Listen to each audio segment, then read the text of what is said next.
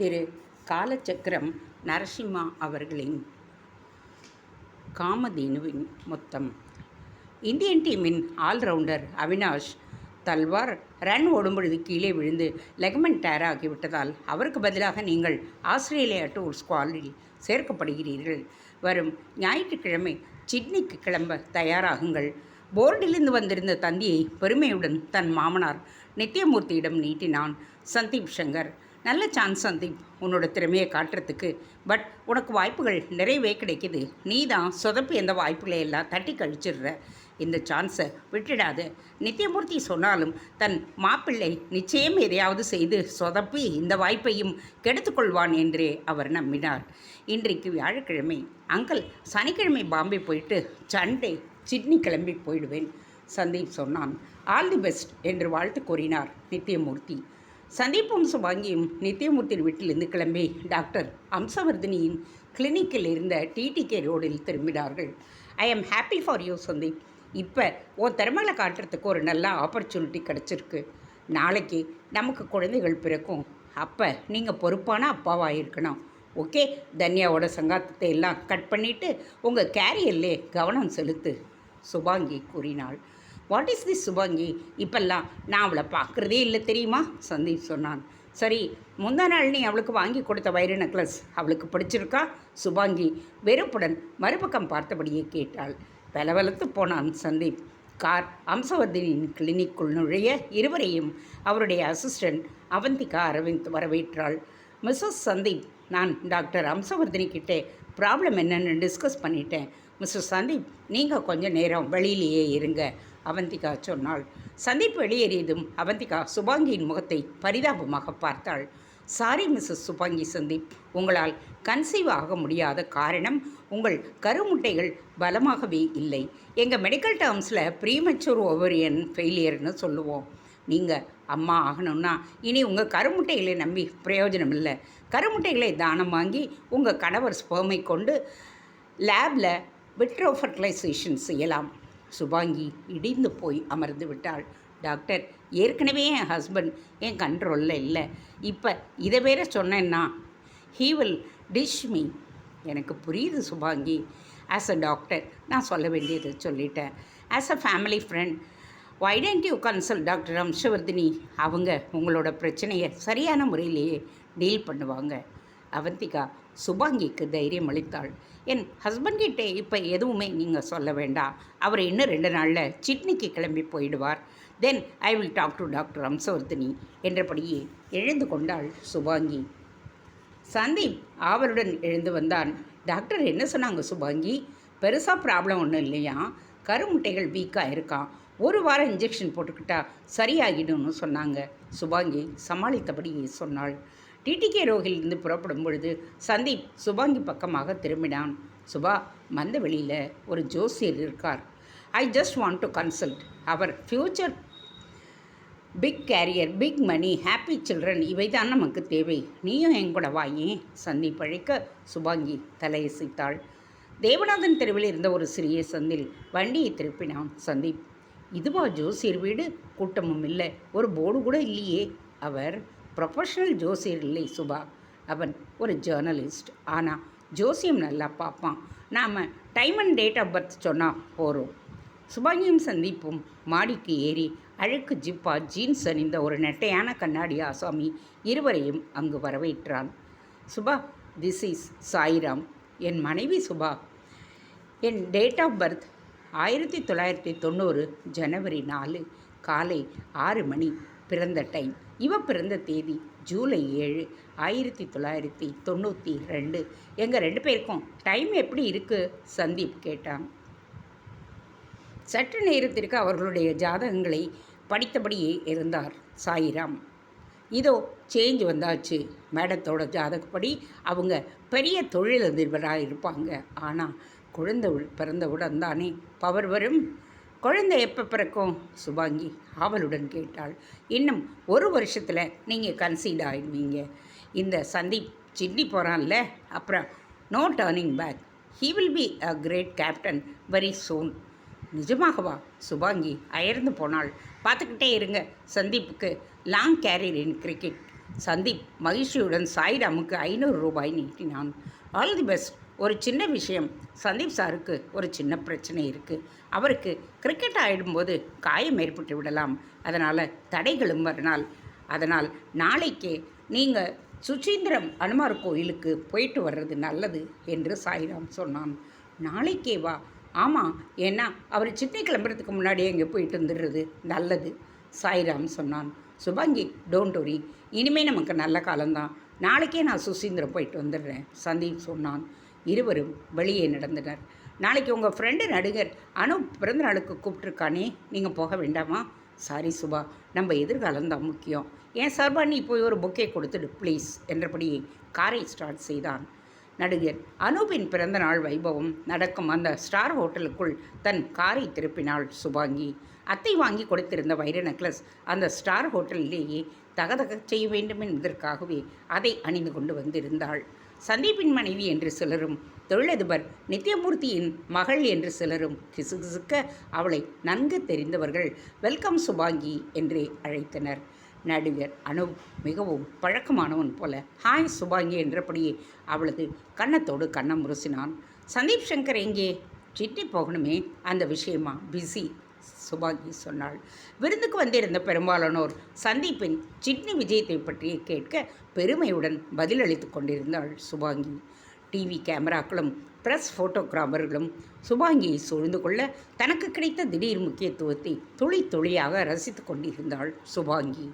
அப்பொழுதுதான் கையில் பொக்கையுடன் உள்ளே நுழைந்த அந்த நெட்டையான ஜிப்பா மனிதர் மூக்கில் வழிந்திருந்த கண்ணாடியை சுட்டு விரலால் கண்களுக்கு பின்னால் தள்ளியபடி அனூப்பின் முன் நின்றான். குட் ஈவினிங் சார், நான் நடிகை தானியா சௌத்ரியுடைய பிஏ. அவங்களால வர முடியல, என்ன இந்த பொக்கையை உங்ககிட்ட கொடுக்க சொல்லி சொன்னாங்க. பிஏ இழைத்தான். ஆக சந்தீப்பும் வரல, தானியாவும் வரல. அனூப் கிண்டலாக சிரித்தான். சற்று தள்ளி நின்றிருந்த சுபாங்கியின் காதில் அனூப் கூறியது விழவும் பார்வையை அவன் பக்கமாக திருப்பினாள். நெட்டையான அந்த கண்ணாடி ஆசாமியை கண்டதும் அதிர்ச்சியில் உறைந்து போய் நின்றாள். பொக்கை நீட்டி கொண்டிருந்த அந்த பிஏ முந்தைய தினம் சுபாங்கிக்கு ஜோசியம் சொல்லி இருந்த அதே சாய்ராம் தான். சுபாங்கியின் ரத்தம் கொதித்தது. ஓசைப்படாமல் சாய்ராமின் பின்பாக சென்று நின்றாள். பொக்கையை தந்துவிட்டு திரும்பிய சாய்ராம் சுபாங்கியை பார்த்ததும் வெலவெலத்து போய் நின்றான். பிறகு சமாளித்து கொண்டு நழுவ பார்க்க சுபாங்கி அவனை உற்று பார்த்தாள். நான் யாருன்னு உனக்கு தெரியும். இப்போ நீ வெளியில் லானில் வந்து என்கிட்ட உண்மையை சொன்னேன்னா உன்னை மன்னிச்சு விட்டுடுறேன். இல்லைன்னா என்னோடய வைர நெக்லஸை காணோன்னு இப்போவே சொல்லி உன் மேலே போலீஸ் கம்ப்ளைண்ட் கொடுப்பேன். உன் வாழ்க்கையே நரகமாக்கிடுவேன். சுபாங்கி அச்சுறுத்த பயந்து போன சாய்ராம் அவளை பின்தொடர்ந்து வெளியே வந்தார். உண்மையை சொல்லு, எதுக்காக ஜோசியன் மாதிரி நடித்தே? சுபாங்கி கோபத்துடன் கேட்டாள். உங்கள் ஹஸ்பண்ட் தாம்மா அப்படி நடிக்க சொன்னார். உங்கள் அத்தை மகன் யாரோ உங்களுக்கு 25 லட்சத்தில் வைர நெக்லஸ் வாங்கி கொடுத்தாராம். அவர் உங்களை கல்யாணம் செஞ்சுக்க ஆசைப்பட்ட போது நீங்கள் மறுத்துட்டு சந்தீப்பை கல்யாணம் பண்ணிக்கிட்டீங்களா? நான் எடுத்த முடிவு தவறான்னு உங்கள் டைரியில் வேற எழுதி இருந்தீங்களா? அதை படிச்சுட்டு சந்தீப்புக்கு பயம் வந்துடுச்சு. பணக்காரியான நீங்கள் அவரை கழட்டி விட்டுடுவீங்களோங்கிற பயத்தில் தான் என்னை ஜோசியராக நடிக்க சொன்னார். எதுக்காக? கோபம் அதிகரித்து கொண்டே போனது சுபாங்கிக்கு. அவர் கிரிக்கெட் கேப்டனாக ஆவார், குழந்தை பிறக்கும், பெரிய பணம் சேருன்னு ஜோசியம் சொன்னால் நீங்கள் மனசு மாறாமல் அவரோட தொடர்ந்து கொடுத்து நடத்துவீங்கன்னு எதிர்பார்த்து தான் அப்படி சொல்ல சொன்னார்.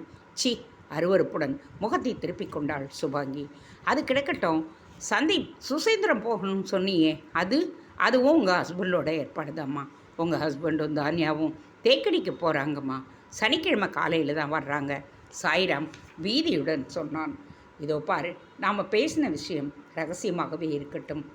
எதையாவது சந்தீப் கிட்டேயோ தானியா கிட்டேயோ லீக் பண்ணின நீ ஜோசினா நடித்து பணம் விடுங்க பார்த்தேன்னு புகார் கொடுத்துடுவேன் என்றபடியே மீண்டும் பாட்டி ஹாலுக்கு செல்லாமல் தன் காரை நோக்கி நடந்தாள் அவள். எங்கேயோ இருந்து கொண்டு இவளையே நினைத்து உருகும் நிகேத் எங்கே? கூடவே இருந்து குழியை பறிக்கும் சந்தீப் எங்கே? கோப ஆவேசத்துடன் காரை கிளப்பினாள் சுபாங்கி.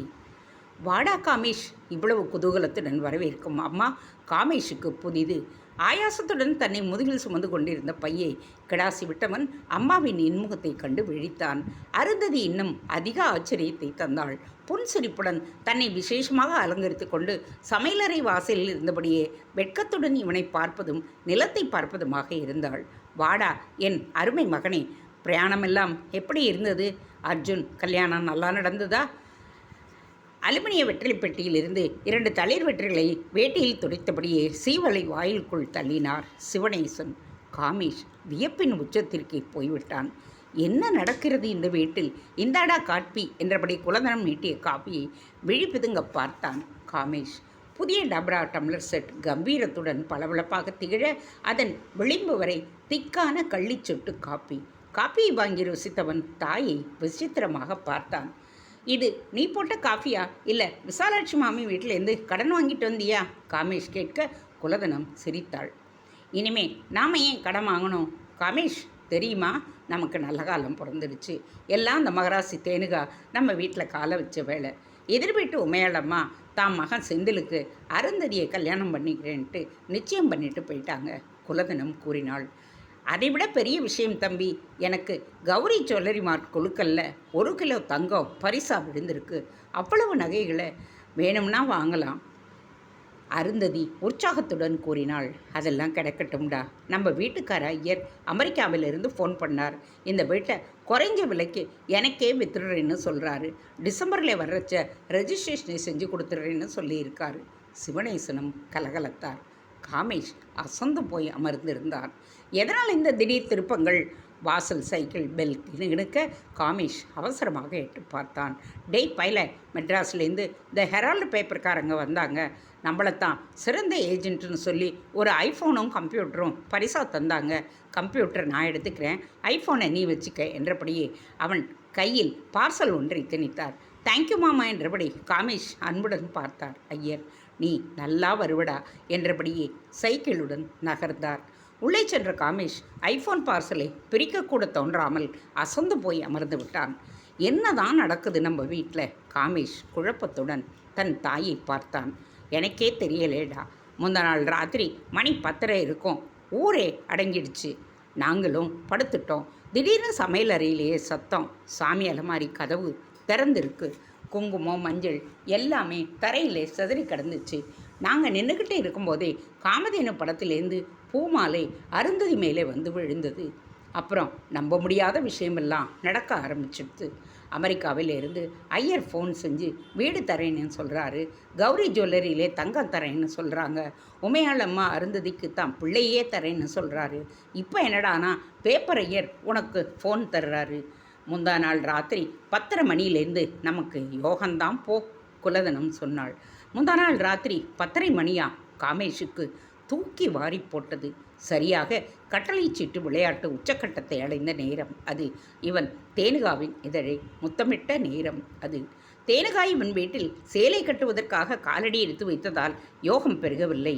இவன் அவளை முத்தமிட்டதாலேயே இவன் குடும்பத்துக்கு பாக்கியங்கள் பெருகி வருகின்றன. அப்படியானால் தேனுகா காமதேனு அம்சம் என்று ஊர் மக்கள் நம்புவது நியாயம்தான். ஒரு சிறு காரியத்தினால் இத்தனை பாக்கியங்கள் உண்டாகும் என்றால் தேனுகாவின் கணவனாக வருபவன் உலகத்தையே ஆளமாட்டானா என்ன? அதனால்தான் பெரிய வீட்டில் ரேணுகாவுக்கு திருமணம் செய்ய மறுக்கின்றார்களோ?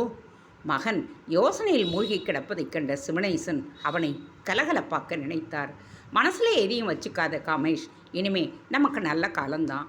இனிமே நீ பேப்பர் ஐயர் பின்னாடி எடுபடி மாதிரி தெரிய வேண்டாம். ஏதாவது பிஸ்னஸ் ஆரம்பிச்சுடு. நான் பணம் தரேன். நல்ல பொண்ணாக பார்த்து கல்யாணம் பண்ணிக்க. நாம் சந்தோஷமாக இருக்கலாம். சிவனேசன் குதூகலித்தார். இவன் கொடுத்த ஒரு முத்தத்திற்கு குடும்பங்களே சௌபாகியங்களை அள்ளி தருகின்றது.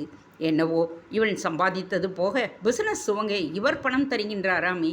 தந்தையை அருவருப்புடன் பார்த்த காமேஷ் பிறகு அவர் மீது அனுதாபம் கொண்டான். முதல் முறையாக வாழ்க்கையில் சௌபாகியத்தை அனுபவிக்கிறார். என்ன பேசுவது என்று தெரியாமல் பேசுகிறார். கிடக்கட்டும். பெரிய வீட்டில் ஏதாவது விசேஷம் உண்டாப்பா? காரணத்தோடு தான் கேட்டான் காமேஷ். காண்டிபன் மூலமாக முத்த விவகாரம் பெரிய வீட்டிற்கு எட்டிவிட்டதோ என்பதை அறிவதற்காகவே அப்பாவிடம் நூல் விட்டான் அவன். சிவனேசனின் முகம் மாறியது. 2 நாளாகவே எல்லாமே ஏறுமாறாக நடக்குதுடா. பெரிய வீட்டில் நம்ம வீட்டில் முந்தா நாள் மாதிரி 10:30 மணிக்கு காமதேனு ஃபோட்டோவிலிருந்து பூமாலை கழண்டு விழுந்ததில்லை. அதே நேரத்தில் பெரிய வீட்டு இடைக்கழியில் மாட்டியிருந்த காமதேனு படம் கீழே விழுந்து உடஞ்சி போச்சான். பெரிய வீட்டு நூல் ஃபேக்ட்ரியில் தீ விபத்து ஏற்பட்டு எல்லாமே அழிஞ்சு போயிடுச்சு தான். கலாவதி எண்ணி மாடியிலிருந்து கீழே இறங்குறச்சு தடிக்கு விழுந்து இடுப்பை உடைச்சிக்கிட்டாங்களாம். எல்லாத்தையும் விட வருத்தம் பெரிய வீட்டு கோசாலையைச் சேர்ந்த 3 பசுமாடுங்க பாம்பு கடிச்சு செத்து போச்சுடா. கோடங்கியை கூப்பிட்டாங்க. சமயம் பார்த்து அவரும் கும்பகோணம் போயிட்டாராம். இன்னைக்கு தான் அவரே ஊருக்கு வர்றாரு. அவர் வந்து தான் என்ன பிரச்சனைன்னு சொல்லணும். சிவனேசன் கலங்கினார். காமேஷ் அதிர்ந்து போனான். ஆண் வாடை தேனுகாவை அண்டாமல் இருக்கும் வரை அவளுடைய யோகங்கள் இருக்கும் என்று கோடங்கி சொல்லி வருவதாக ஊர் மக்கள் பேசி இவன் கேட்டிருக்கின்றான். ஒருவேளை இவன் கொடுத்த முத்தத்தால் தேனுகாவிடமிருந்த சௌபாகியங்கள் இவனிடம் சேர்ந்து அவள் எல்லாவற்றையும் இழந்து விட்டாளா? சௌபாகியங்களை இழந்த அவளது அத்தை ரேணுகாவுக்கு ஏற்பட்ட கதி தேனுகாவுக்கும் ஏற்பட்டு விடுமோ? காமேஷின் இதயத்தில் பயம் தோன்றியது. அவசரப்பட்டு விட்டேன்.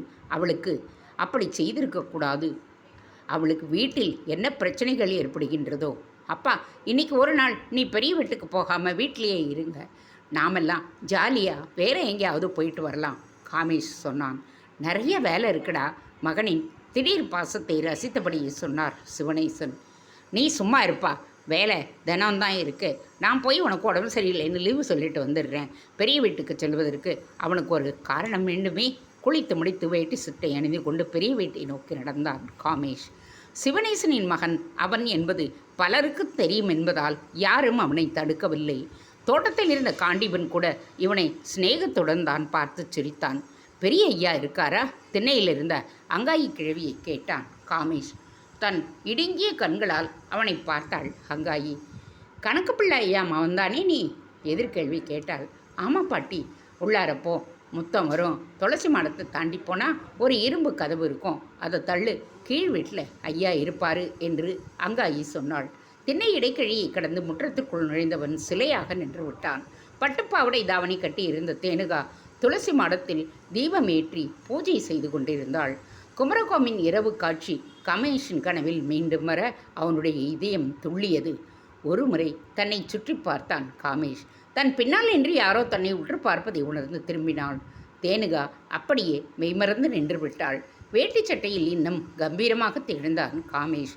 திடீரென்று எதுக்கு இங்கே வந்தான்? ஒருவேளை காமதேனுவின் முத்தம் பற்றி தகவல்கள் அறிந்து அவனை விசாரிப்பதற்காக பெரியப்பாவும் அப்பாவும் வரச் சொல்லி இருப்பார்களோ? பதைப்பதைப்புடன் அவனை பார்த்தாள் தேனுகா. இங்கே எதுக்கு வந்தீங்க? கலவரம் மிகுந்த குரலில் கேட்டாள் அவள். அப்பாவுக்கு உடம்பு சரியில்லை, அதுதான் லீவு சொல்லிட்டு போகலான்னு வந்தேன். காமேஷ் சொல்ல அப்பாடா என்று இருந்தது அவளுக்கு. நான் பெரியப்பா கிட்ட சொல்லிக்கிறேன், நீங்கள் உடனே கிளம்புங்க, யாராவது வந்துட போகிறாங்க, தேனுகா சொன்னாள். கவலைப்படாதே, குமரகோமில் நடந்தது உன் கூட வந்த காண்டிபனுக்கே தெரியாது. அவன் போதையில் கிடந்தான். அவனுக்கே தெரியாத விஷயம் இங்கே வேறு யாருக்கும் தெரியறதுக்கு வாய்ப்பே இல்லை. இப்போதைக்கு நான் லீவு சொல்ல வந்த கணக்கு பிள்ளையோட மகன். நீ துளசி பூஜை பண்ணிக்கிட்டு இருக்க. நாம் இந்த சூழ்நிலையில் பேசுகிறது தான் பாதுகாப்பு.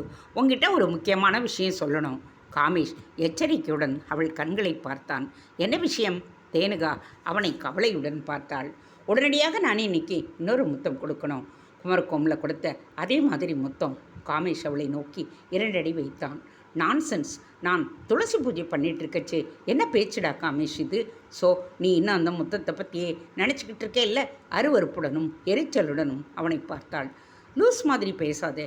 நாம் எவ்வளவு பெரிய விபரீதத்தை சந்திச்சிட்ருக்கோன்னு உனக்கு தெரியாது. நாம் கொடுத்த முத்தத்திலால நான் கொடுக்கல, நீ தான் கொடுத்த, தன்னை மறந்து கத்தினாள் தேனுகா. அவளை அமைதிப்படுத்துவதற்கு 2 கைகளையும் தரையை நோக்கி வீசியபடி கிசுகிசுத்த குரலில் பேசினான் காமேஷ். சரி, நான் தான் கொடுத்தேன், ஒத்துக்கிறேன். இப்போ பிரச்சனை அதுவல்ல. உனக்கு நான் முத்தம் கொடுத்ததால எல்லா யோகங்களும் எனக்கு வந்துடுச்சு.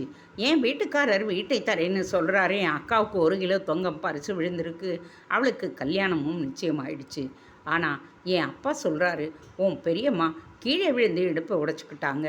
உங்கள் ஃபேக்ட்ரியிலே தீ விபத்து ஏற்பட்டுடுச்சு. உங்கள் கோசாலையில் பசுகள் இருந்து போச்சுன்னு. அதுக்கும் இதுக்கும் என்ன சம்பந்தம்?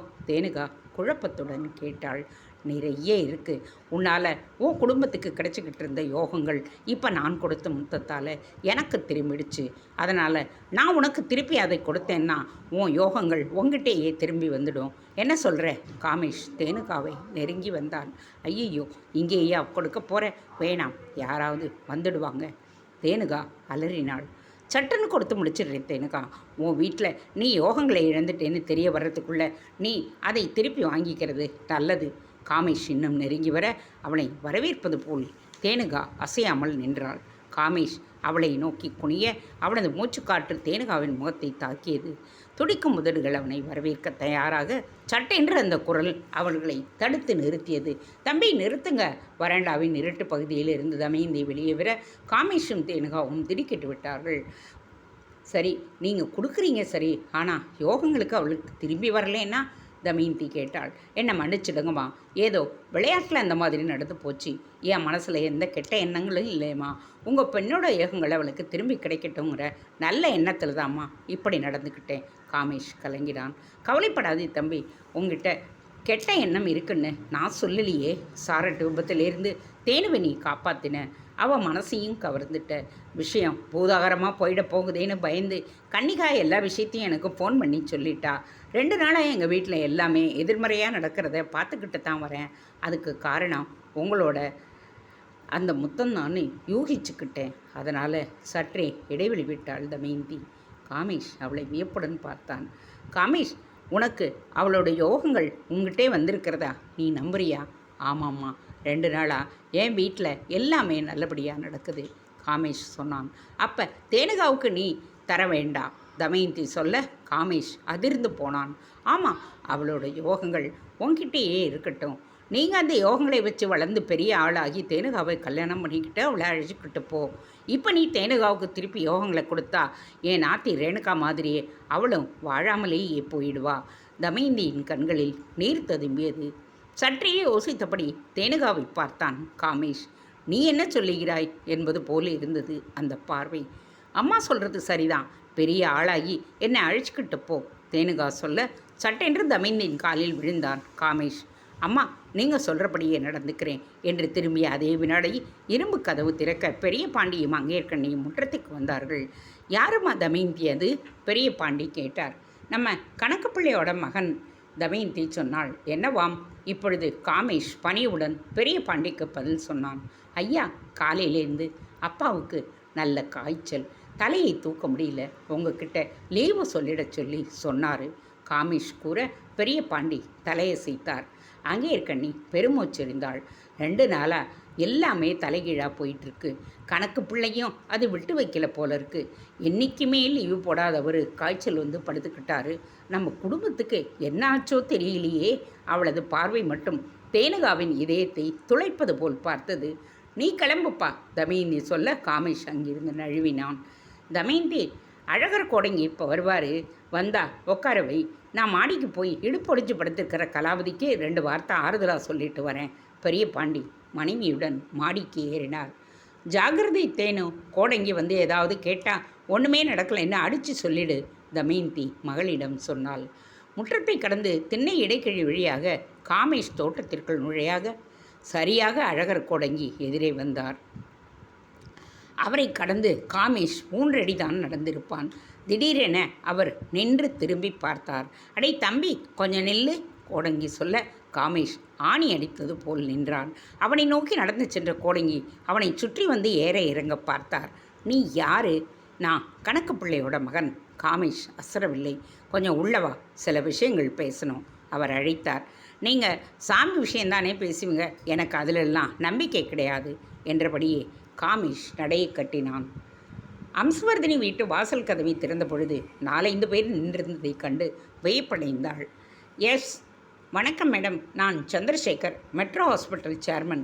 இவங்க டாக்டர் வின்சென்ட், இவங்க டாக்டர் காத்தியாயினி, இவர் டாக்டர் சுந்தரேசன்.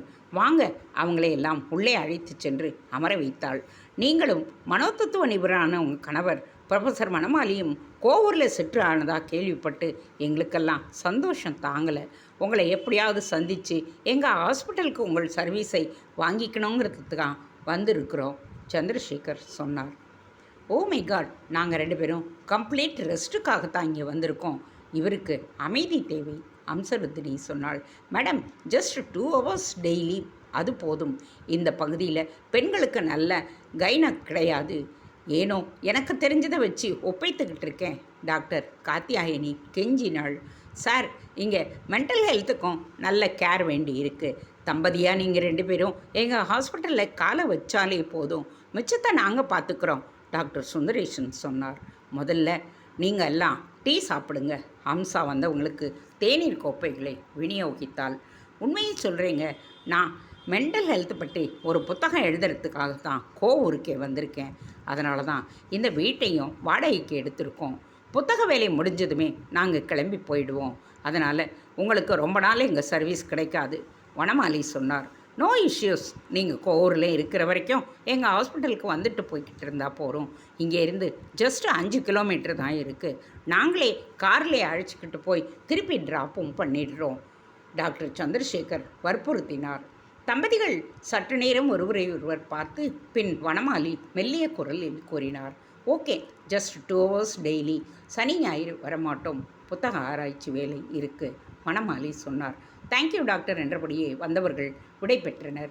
அவர்கள் புறப்பட்டு சென்றதும் அம்சா சென்று வாசல் கதவில் தாளிட்டாள். நரேன், அவங்க போயாச்சு, நீ வெளியில் வரலாம் என்று வனமாலி குரல் கொடுத்ததும் நரேந்திரநாத் வெளியில் வந்தார். என்னக்கா இது? 30 வருஷத்துக்கு முன்னாடி நடந்த விஷயமெல்லாம் ஊர் ஜனங்களுக்கு நினைவு இருக்குமா என்ன? என்னை ஏன் பயமுறுத்துகிற? சென்னையிலிருந்து நடுராத்திரி என்னை வரவழைச்சிட்டு உடனே கேப்பை சென்னைக்கு அனுப்பிட்டு என்னை ரூமில் ஒழிச்சு வைக்கிற. What is happening? நரேன் எரிச்சலுடன் சோஃபாவில் சரிந்தார். நரேன், அன்னைக்கு பாண்டி பிரதர்ஸ் நம்ம வீட்டுக்கு வந்து ஹலோ சொன்னாங்க. அப்போ கடைசி தம்பி உன் ஃபோட்டோவை பார்த்துட்டு யார் இவருன்னு கேட்டான். அவன் உன் ஃபோட்டோவை பார்த்த விதமே உன்னை அவன் அடையாளம் கண்டுக்கிட்டான்னு எனக்கு தோணுச்சு, அம்சா சொன்னாள். வனமாலி தலையசைத்தபடியே நரேனை நோக்கினார். நீ சொன்னபடி மென்டல் ரிசர்ச்சுக்கு ஏற்ற இடம்தான் கோவூர். அந்த சகோதரங்க கிட்ட சம்திங் ராங். முகத்தில் ஒரு கொடூரம் இருக்குது. என்னோட புத்தகத்துக்கு நல்ல தீனி கிடைக்குது இங்கே. உங்களை கோவூர் வர சொன்னதே அதுக்காக தான் தக்கா. 18 வருஷத்துக்கு ஒரு தடவை இந்த ஊரில் சுபகாய யாகம்னு ஒன்று நடக்குதான். பெரிய குடும்பத்து பெண்கள் யாராவது கர்ப்பமாக இருந்தால் அவங்க கண்ணுக்கு மட்டுமே காமதேனு தெரியுதான். அப்புறம் அவங்க குடும்பத்துக்கு மட்டும் செல்வம் கொழிக்குதான். பரம்பரையாக அந்த குடும்பத்து பெண்களை ஊரே தெய்வமாக கொண்டாடுது. அந்த பொண்ணுங்களை கல்யாணம் செஞ்சுக்க விடுறதே இல்லை. அதையும் மீறி கல்யாணம் செஞ்சுக்க ரேணு மாதிரி பொண்ணுங்க முயற்சி செஞ்சாலும் அவங்க மர்மமான முறையிலே செத்து போயிடுறாங்களாம். இந்த காமதேனு விவகாரத்தை ஆராய்ச்சி செய்யணும். நிஜமாகவே காமதேனு அந்த கர்ப்பிணி பொண்ணுங்க கண்ணுக்கு தெரியுதா, இல்லை எல்லாமே பெரிய குடும்பத்தோட செட்டப்பா? நரேன் கேட்டார். இப்போ அந்த குடும்பத்தை சேர்ந்த தேனுகாங்கிற பொண்ணுக்கு அந்த தெய்வீக சக்தி இருக்கிறதா ஊரில் பேசிக்கிறாங்க. வருஷக்கணக்காக மழை பெய்யாமல் இருந்த கோவூரில் தேனுகா பிறந்தப்புறம் ரெகுலராக மழை பெய்யுதான், அம்சா சொன்னாள். கிராமத்தையே தங்கத்தட்டில் வைக்கிறதுக்காக பெரிய குடும்பம் உருவாக்கிற கதையாக கூட இருக்கலாம் இந்த காமதேனுவோட விஷயம். பார்க்கலாம். அந்த குடும்பத்தை சேராத கர்ப்பிணி பெண் கண்ணில் அந்த காமதேனு தெரிஞ்சாதான் அந்த ஃபேமிலி சொல்கிறத நாம் நம்ப முடியும், வனமாலி சொன்னார். ரேணுகாவுக்கு என்ன ஆச்சுன்னு தெரிஞ்சாதான் நான் இந்த உலகத்தை விட்டு நிம்மதியாக கிளம்புவேன், நரேன் சொல்ல அம்சா அவனது தோளில் செல்லமாக தட்டினாள். ரேணுகா கதையை நீ முன்னாடியே என்கிட்ட சொல்லியிருந்தா நான் உனக்கு ஹெல்ப் பண்ணி இருப்பேன்ல, அம்சா கூறினாள். கிழிச்ச படிப்பை கவனி, காதலாவது கத்திரிக்காவதுன்னு பொங்கி எழுந்திருச்சிருப்ப. சின்ன வயசில் தான் உனக்கு ஆம்பளைங்களை கண்டாலே பிடிக்காதே, நரேன் சிரித்தார். ஆம்பளைங்களை பிடிக்காதா? அப்போ என்ன எப்படி பிடிச்சது? வனமாலி போலி வியப்பை காட்டினார். போதுமே, போய் புத்தகத்தை எழுதுங்க என்றபடி அம்சா எழுந்து செல்ல அவரை தொடர்ந்து சென்றான் நரேன். தேங்க்ஸ் ஃபார் வாட்சிங். Please subscribe.